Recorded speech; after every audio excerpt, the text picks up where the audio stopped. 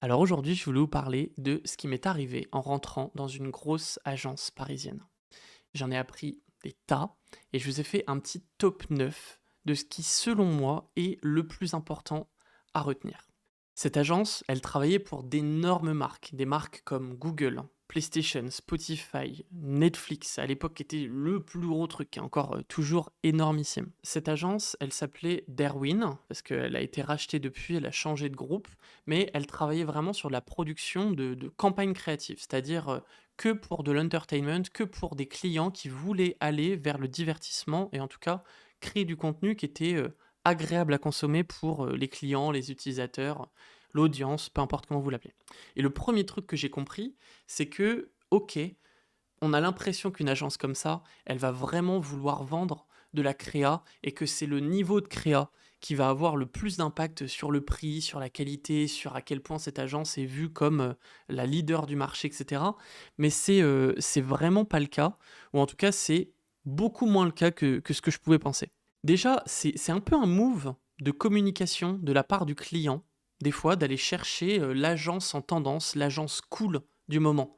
Par exemple, quand vous êtes un industriel classique qui a plein de problèmes de com, ou peut-être qu'on va dire que vous êtes un lobbyiste ou que vous avez tout un tas d'autres soucis sur votre image de marque, d'aller prendre l'agence qui est ultra cool, qui est reconnue et qui fait des bêtes de campagne pour des bêtes de clients, bah déjà, c'est un peu un move politique. Donc, quand on est à ce niveau-là, on vend aussi l'aura de l'agence en plus des prestations. Le deuxième truc dont je me suis rendu compte, c'est que on n'est pas autant créatif, ou en tout cas ce poids créatif n'est pas aussi important dans la balance qu'on le pense. Pour des clients internationaux de ce poids-là, comme des Netflix, Google, Spotify, etc., en fait, des fois la facilité et le professionnalisme ont bien plus de valeur en fait que le fait d'avoir la meilleure idée pour la campagne. C'est-à-dire que si vous êtes une boîte aux États-Unis, recruter des personnes françaises qui vont avoir des contrats français ou états-uniens, développer une aile dans ce pays-là pour pouvoir recruter des gens, pour ensuite recruter suffisamment de personnes pour avoir la culture, faire du test and learn, etc. En fait, rien qu'au niveau RH, ça a du sens pour des boîtes comme ça de payer un prestataire qui a déjà tout ça en place, qui a déjà montré patte blanche et qui a déjà des campagnes réussies, plutôt que d'internaliser. Parce qu'en fait, tous ces coûts de test and learn, de mise en place, ça reviendrait à créer une agence française en interne.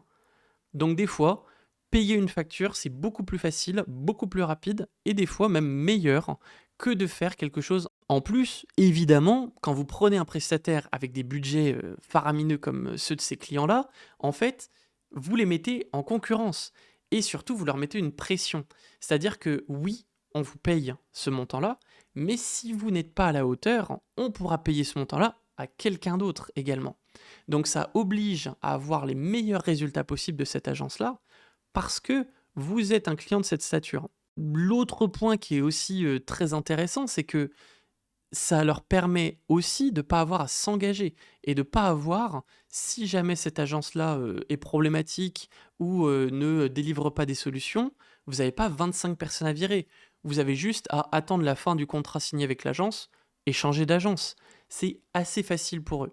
Et en comprenant un peu tout ça, on comprend aussi du coup la pression qu'on reçoit nous en tant que créatifs à l'intérieur de l'agence avec ce contexte-là.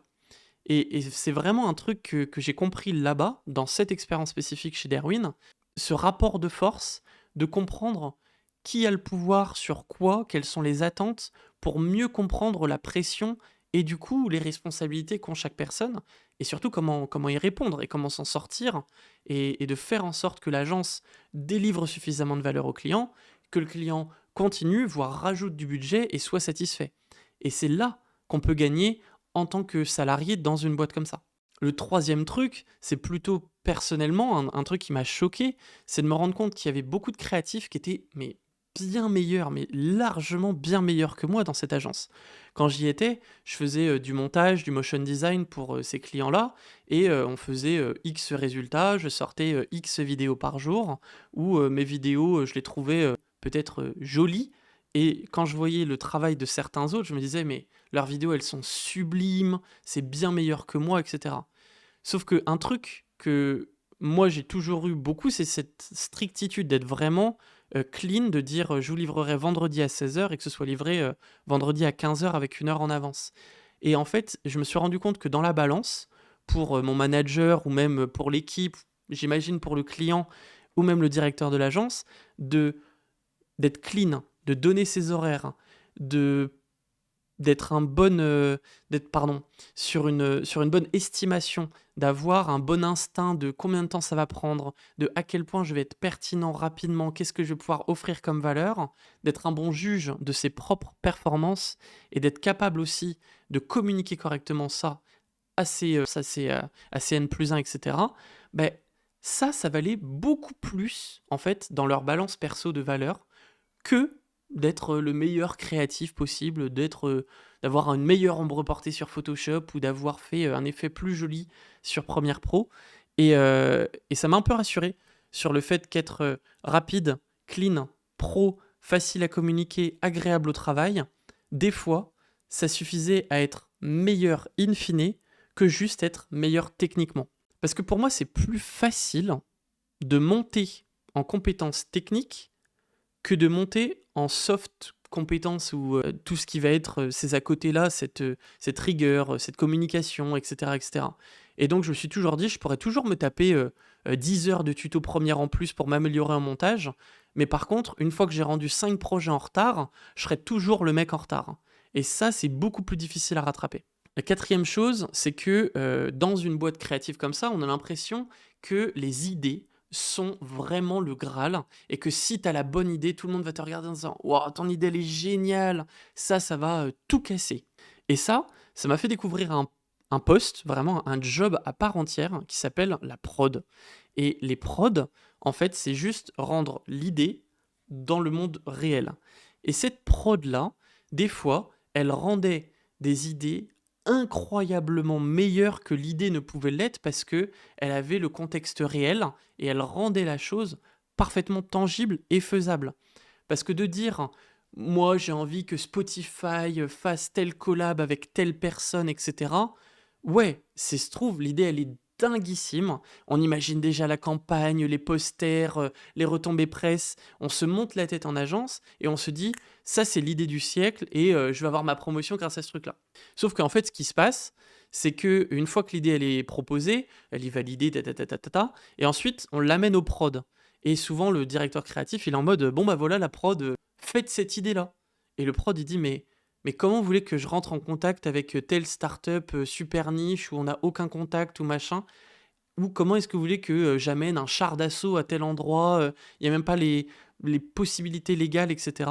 Et en fait, cette différence-là entre l'idée et l'exécution de l'idée, elle est astronomique.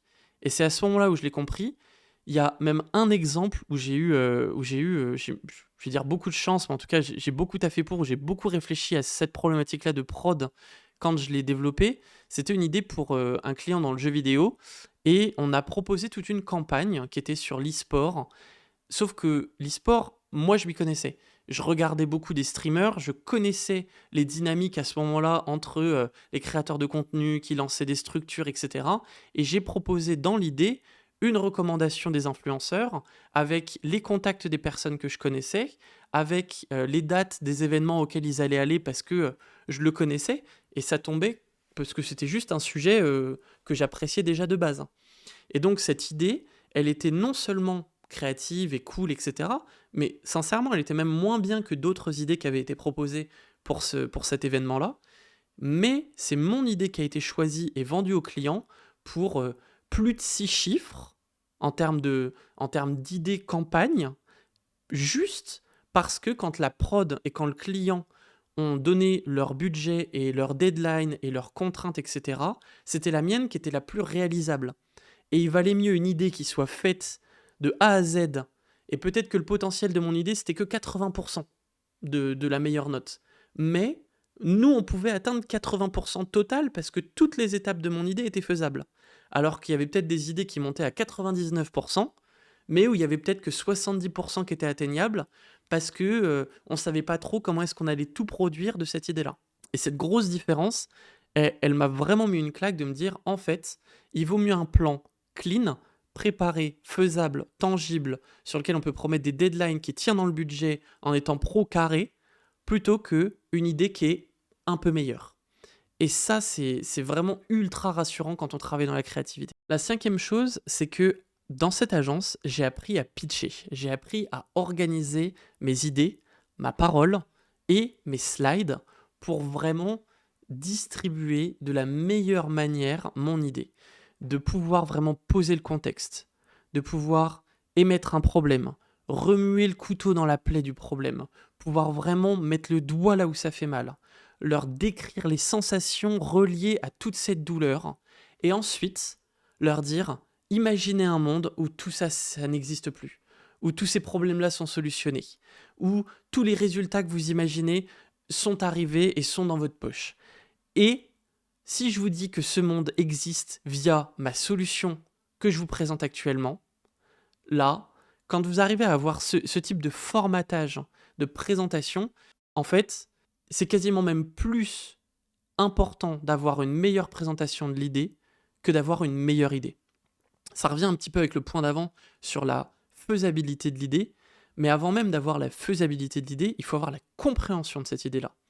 Et ça s'applique, oui, à vendre des campagnes pour une agence à Paris, mais ça s'applique aussi à faire un deck pour lever des fonds. Ça s'applique aussi à rendre le meilleur rendu de devoir dans ton école pour avoir la meilleure note possible.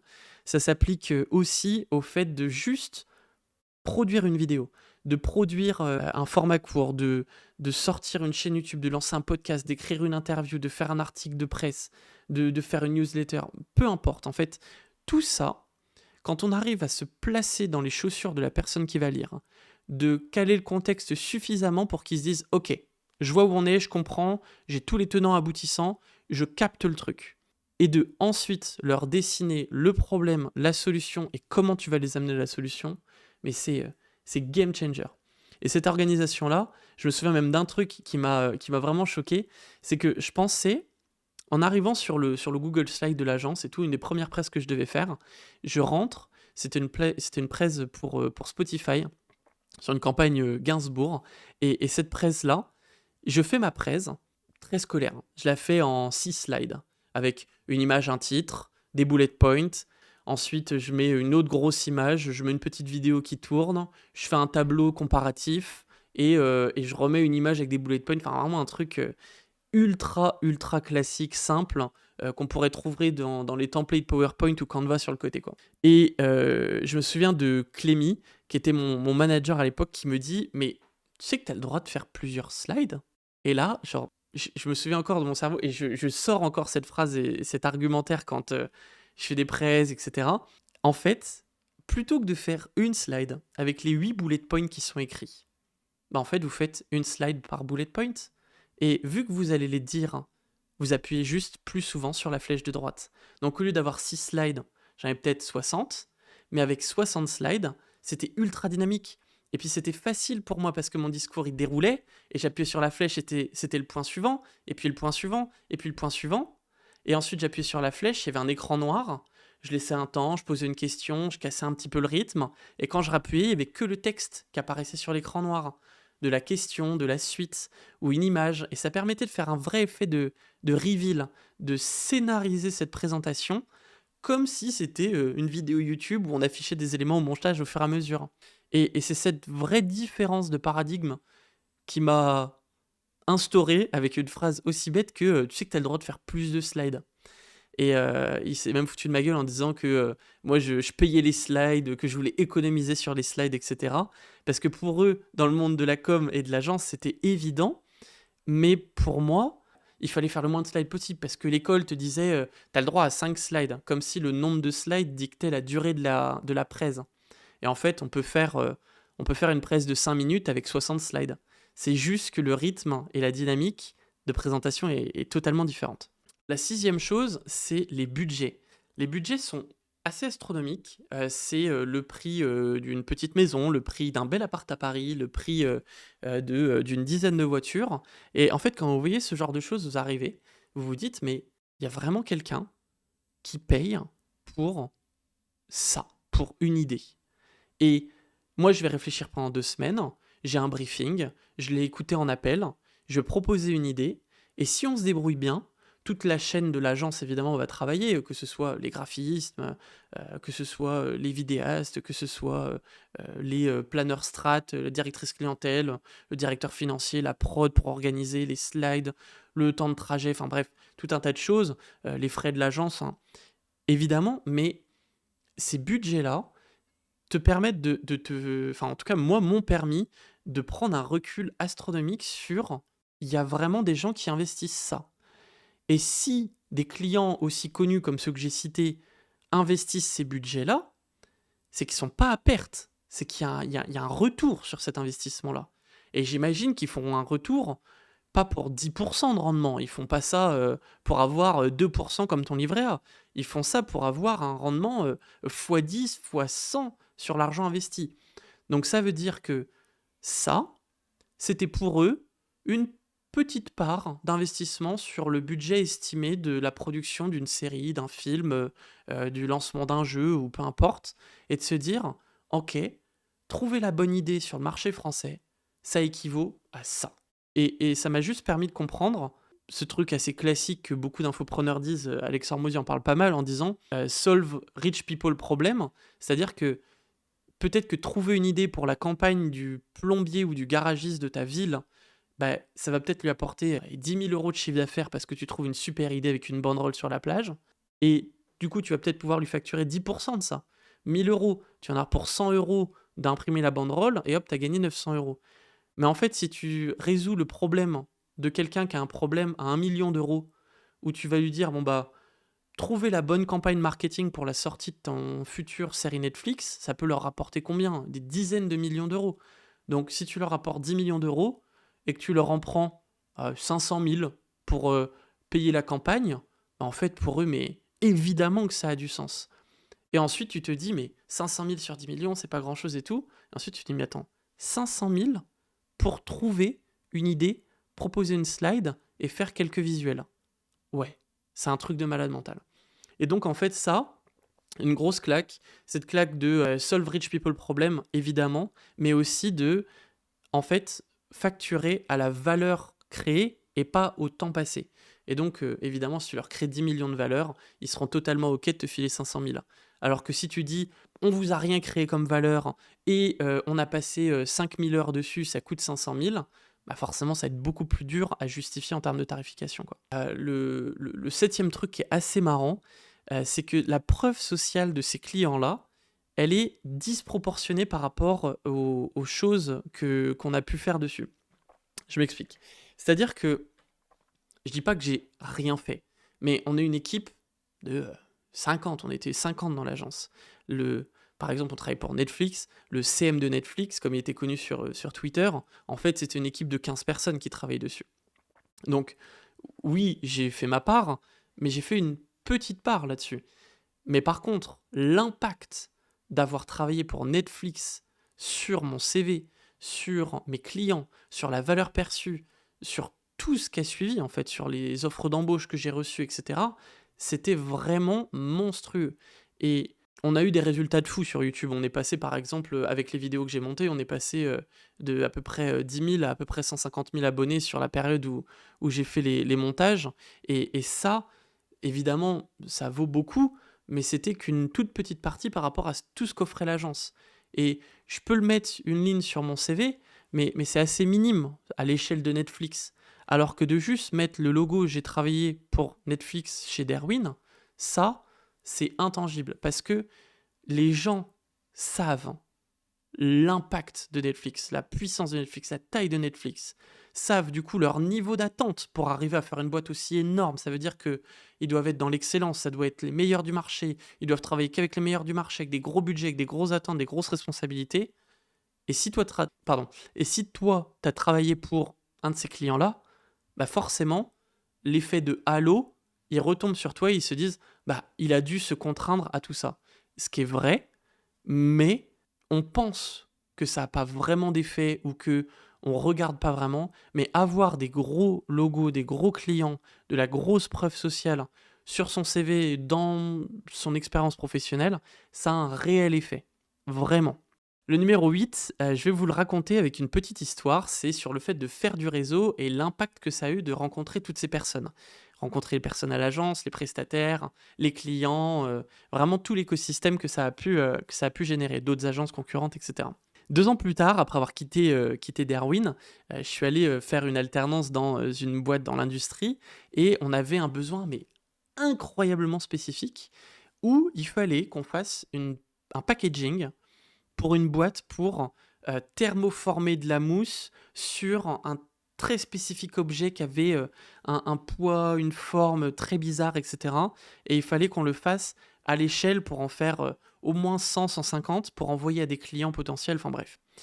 Et je me dis: «Mais comment je vais trouver ça?» Donc je cherche sur internet, je fais des devis, on me met des tarifs astronomiques, on me dit qu'il y a, pour, 6 mois de délai, qu'il faut partir en Chine, qu'il faut payer des imports.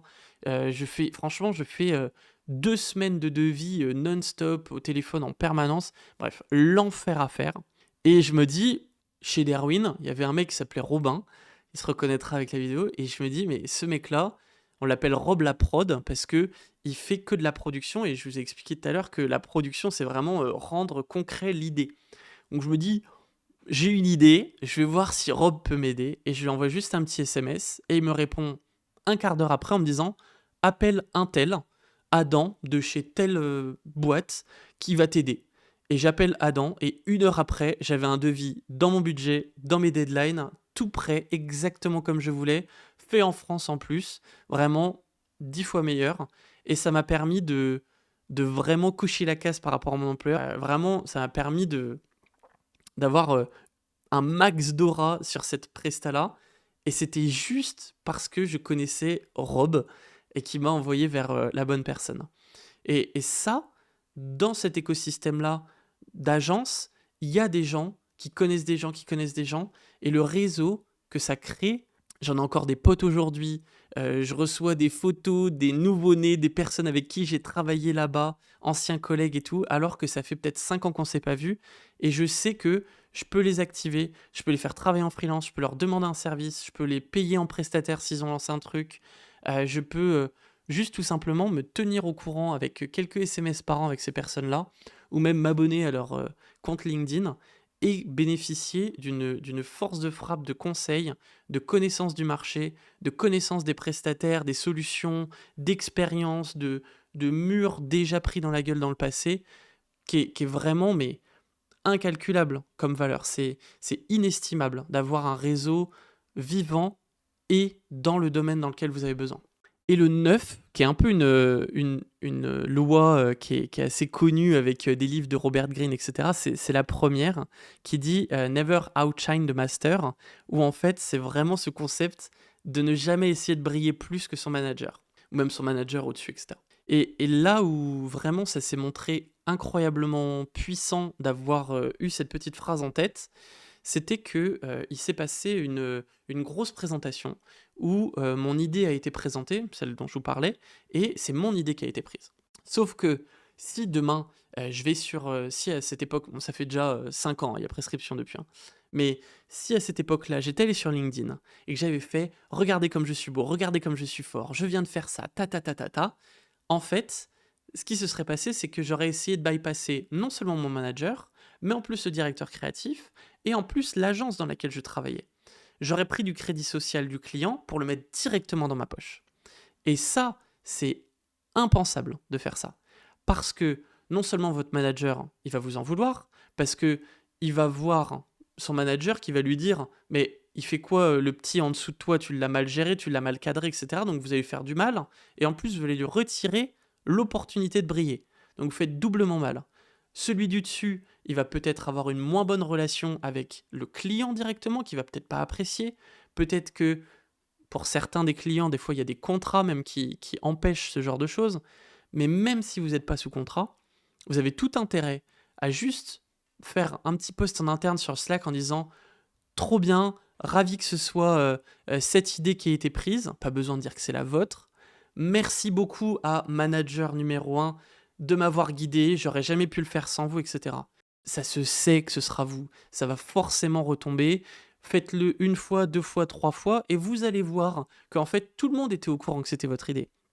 Alors que si vous essayez de faire une chose de bien et de cash in direct, de récupérer la moindre valeur que vous avez gérée ou créée, d'en récupérer un bout pour le mettre dans votre poche et en bénéficier tout de suite, si vous n'avez aucune patience sur ça, vous allez outshine the master et dépasser ce truc-là. Et ça, c'est vraiment très risqué. Ça casse toutes les opportunités de croissance, de pouvoir monter à l'étape du dessus, de pouvoir évoluer dans la boîte, parce que ça montre un égoïsme pur et dur, un manque de compréhension du plateau social, de qui détient le pouvoir. Et enfin, c'est un peu une manière de détruire son long terme pour du court terme.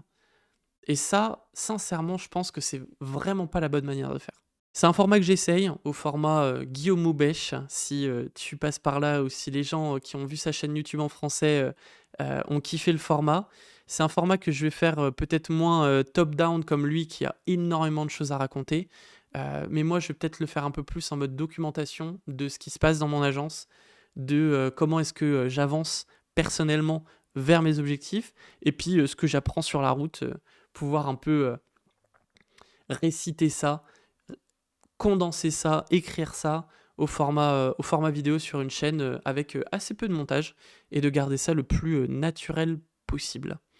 Si ça vous a plu, n'hésitez pas à me dire d'autres sujets que vous voulez que j'aborde ou des commentaires sur ce format-là pour que je puisse l'améliorer. A plus.